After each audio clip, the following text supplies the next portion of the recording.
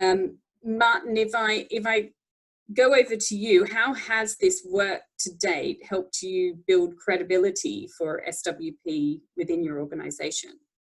I think it's been great to be able to see some of the case studies from others, and the fact that everybody was willing to be open and share, which was part of the approach we wanted in this collaboration.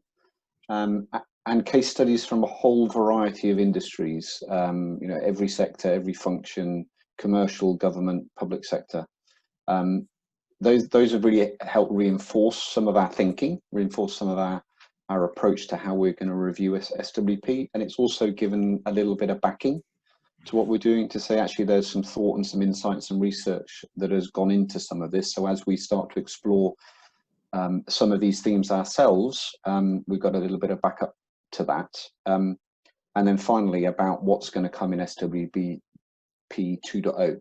So what's going to come as a result of the experiments that are currently running, where we're getting more and more insight from more and more companies into how new ways of working could work and what could go into that SWP 2.0 playbook. Brilliant. Thank you so much, Martin. And Ben, from your perspective, you know, same question, have you been able to sort of increase or impact the credibility of SWP at ARM?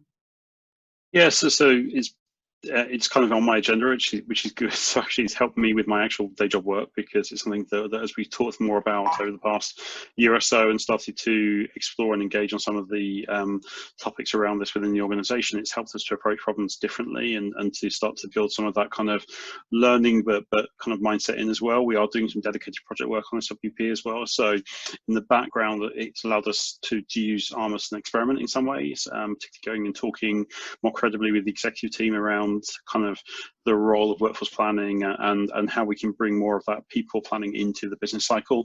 We're actually live now going through some experiments and doing some work actually with Nick on this and his kind of consulting role to look at how we can adapt some of this and try to bring some of that thinking into our next budget cycle, which is starting up in later this year. So it's really exciting to be able to actually take some of the things we talk about, experiment, share back the experience as well, and that's part of the collaboration, right? Is sharing, well, this is what we found, and people can often help coach and guide you go through it as well when you're doing something new. But also, there's definitely value for the organisation, and whilst we're never going to kind of, it's like Fourth Bridge, you never quite get to the end of it with SWP. You always start again as a new cycle. Actually, it's definitely helping us along the way. So we've been able to, I guess, raise the profile of this. And actually, we're having conversations now with our finance business partners, with our operations planning teams, for example, in a way that we weren't previously. So there's a definite value that we're seeing from this, and that will continue as we go forwards.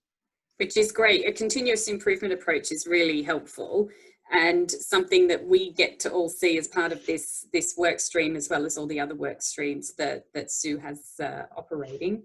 And Viv, from your perspective, how have you seen the credibility of SWP be impacted by the work that's been done to date?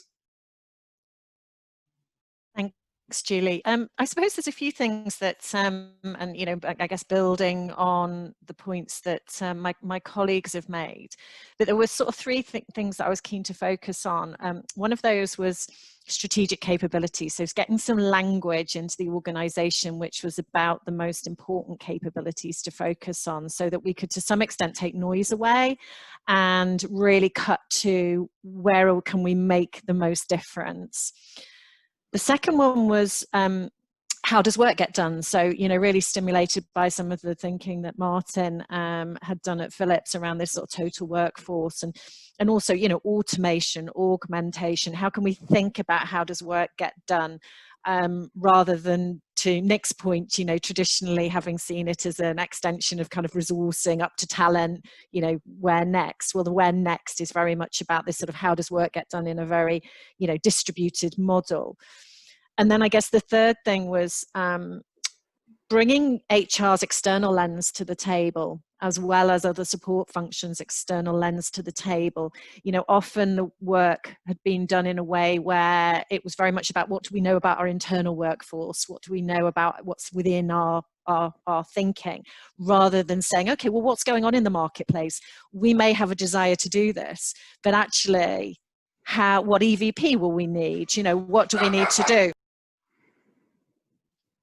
And so I wanted to make sure that we, I learned from other experiences. And I think what the work has been able to do has allowed us to sort of say, okay, use this to stimulate thinking. There are no silver bullets here. This may work, it may not. Let's try it. Let's experiment. Let's bring some stuff back.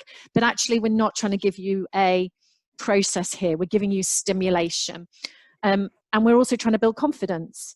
So actually, by being comfortable with experimenting, it actually brings out confidence to say, hey, if I don't give it a try, then I'm not going to experiment, and I don't have to get it right first time. And I guess also I saw it as a way of bringing credibility to the thought leadership we were putting into this work, because with the body of companies behind us, the thinking that had gone into it, it brings confidence in the thought leadership that is coming into the organization. So they would be my key things, Julie.